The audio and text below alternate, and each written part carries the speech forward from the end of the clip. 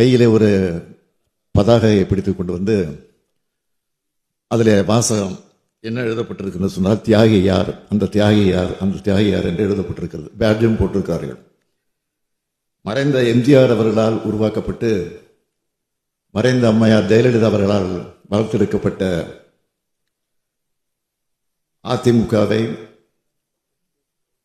அதற்கு பிறகு பொறுப்பேற்ற இப்பொழுது எதிர்க்கட்சி தலைவராக இருக்கக்கூடியவர்கள் தாங்கள் சிக்கியிருக்கக்கூடிய பல்வேறு வழக்குகளில் இருந்து பல்வேறு பிரச்சனைகளிலிருந்து தப்பித்துக் கொள்வதற்காக போய் யாருடைய காலையிலே போய் விழுந்தார்களோ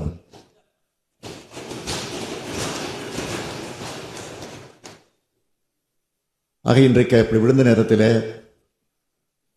நொந்து போய் நூல்ஸாக மாறி இருக்கக்கூடிய அதிமுக தொடர்கள் தான் இன்றைக்கு தியாகிகளாக இருக்கிறார்கள். முதலமைச்சர் பதவி வாங்குவதற்காக யாருடைய காலிலே விழுந்து அந்த அம்மையார் ஏமாற்றிட்டு போனார், அவர்தான் இன்றைக்கு தியாகியாக இருக்கிறார்.